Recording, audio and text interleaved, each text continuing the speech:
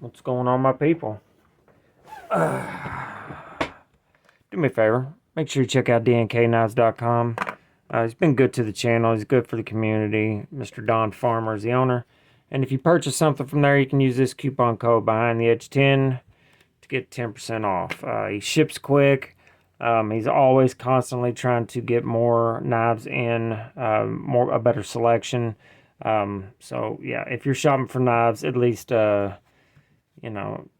consider checking out DNK Knives.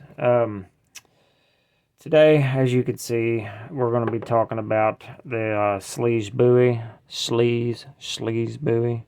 Hope I'm saying it right. So, they send this patch and some stickers. It's a patch of a goat. So, I'm guessing, they consider this the goat, Spyderco. And a lot of people do consider this knife the best Spyderco. But is it though? Is it? I don't know. It's good. It's great. But then you got knives like the Nirvana, the Paisan, the K2, the Spyderco Tough. These are all knives that are no longer available, but are also just fantastic. And even the military, the titanium frame lock military, probably one of my favorite knives of all time. And for me, I would probably pick one of those before I would pick this one. So naming it the GOAT, that's probably a little bit of a stretch, but a lot of people do think that. So we have a titanium frame lock with the wire clip that is also steel. The original was in CTS XHP. This one is in M390. Has a Bowie style blade, kind of. It's a clip point, a tall clip point there. It looks almost, the blade shape is almost identical to the fixed blade Bowie that Spyderco made, the Gale Bradley Bowie, which was just fantastic. And even it's almost identical if my memory serves me right. It is running on phosphor bronze washers. It does have the lock bar insert, which it needs. I'll get to it in a second. Actually, I'm going to go ahead and speak on it. When I first got this knife, the lockup was at about 30%. Now it's at like 65, 70%. Not sure exactly how I feel about that. I don't mind it as long as it just stays there. But man, it went over a whole 30, 40%. So when I first got it, the lockup was right about there. And of course, I fidget with it, and it has made its way to there. And the lockup is incredibly solid, no wiggle in any way. I would dare to venture that I could probably get a new lock bar insert if I absolutely had to, but since this model isn't made anymore or very much at all, maybe not. And I can probably have one made. Thankfully, no enough people that I could probably have one made, but I don't know. That's a thing. I'm not sure if that's a big deal, but the lockup's great, so maybe it's just settling into its spot, and that's where it's going to be. But it's making me not want to fidget with it because I don't want to wear out that lock bar already. And I'm sure somebody's gonna, in the comments, is gonna say, well, it's probably because the M390 is not heat treated properly. It's probably at like 59 to 60 and blah, blah, blah, blah, blah, blah.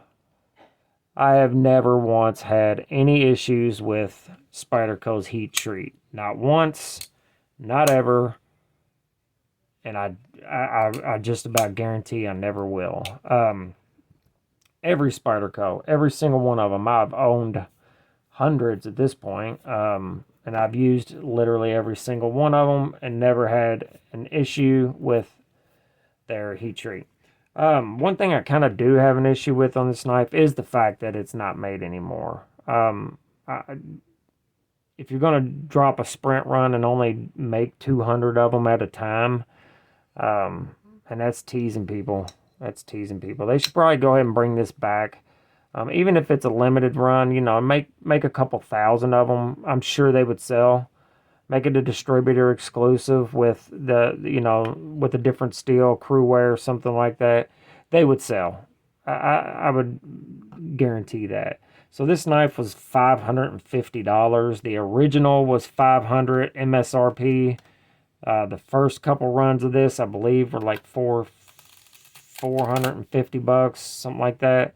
That's expensive. And I saw a comment in one of my videos on this that they've hiked the price up, kind of like Benchmade does. It is very expensive, but if this was a Benchmade, it would be $17,000.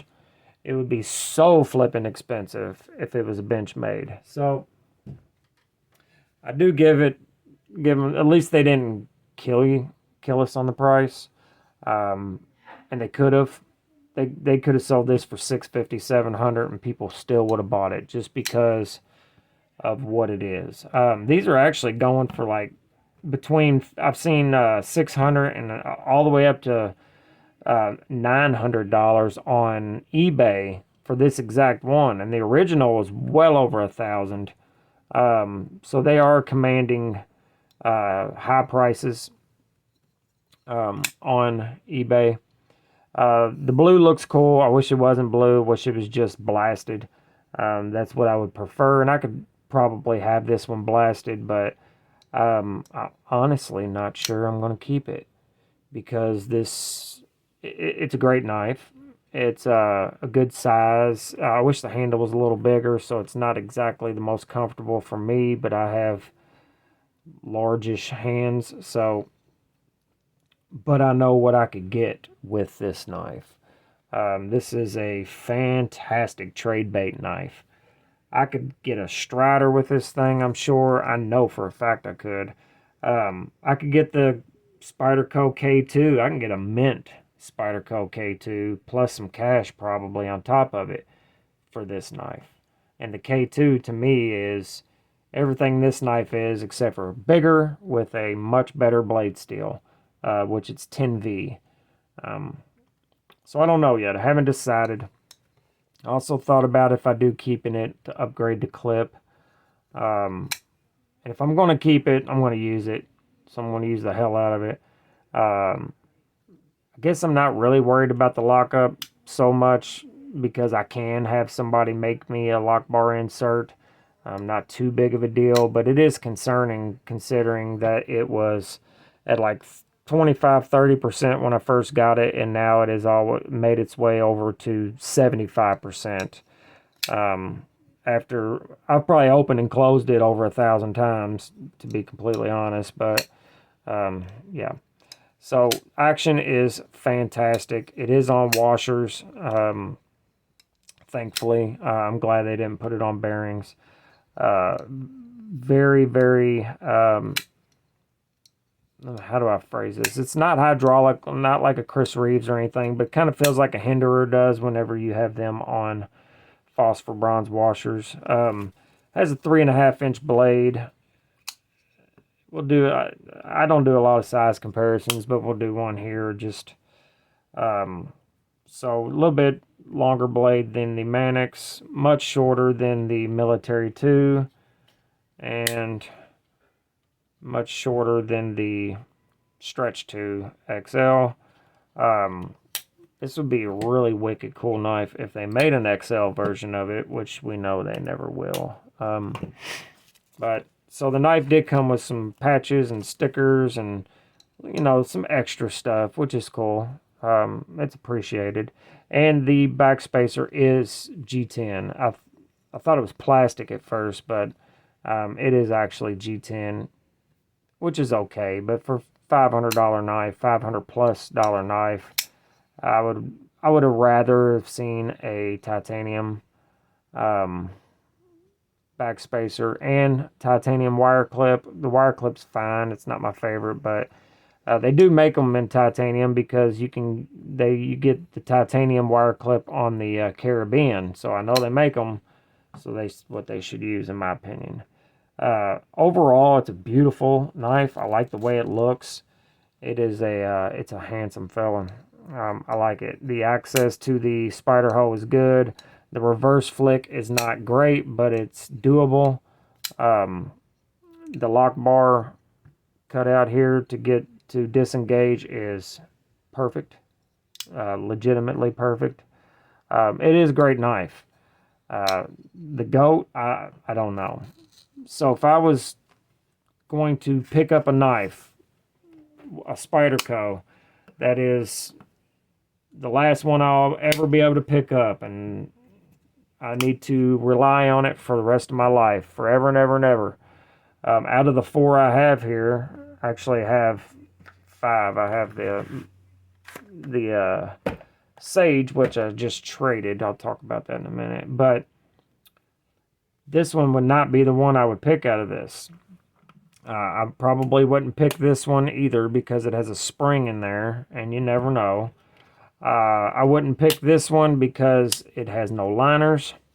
It's a great knife though, but if it had liners, it would definitely be a possibility. But it would be this one here, the Military 2. It is larger, has a much larger blade. Yeah, this would be the one I would pick up if I couldn't grab another knife ever again out of the Spydercos here. Yeah, so never know if they're going to do another run of these. They probably will because they sell out very, very quickly. But the knife market is really tricky right now, so I don't know. Again, not sure if I'll keep this one. If you got a trade, if you have a trade idea, shoot me an email, man. Doesn't mean I'll trade you. Doesn't mean I want to sell it either. But if I was to trade it, I would like to get something along the lines of a Hinderer or a Strider, maybe a Spyderco K2 with some cash on top, but it'd have to be minty. Who knows? Or I'll just keep it. We don't know about that. Maybe do that too. That's all I got on this one, guys. I did trade off the Rex 121 Sage and a Spartan and another knife for a knife that's coming in. So be on the lookout for that. It's going to be awesome. It actually used to be my knife, and I'm getting it back. And then I also have a really awesome Spyderco coming in that'll be here tomorrow. So I'll do an unboxing on that. And I'm pretty excited about this one because it's a flipping awesome knife. And I can't wait. All right. Make sure you're good to each other, love each other. Remember, life is too short to be a dumb cunt. Later.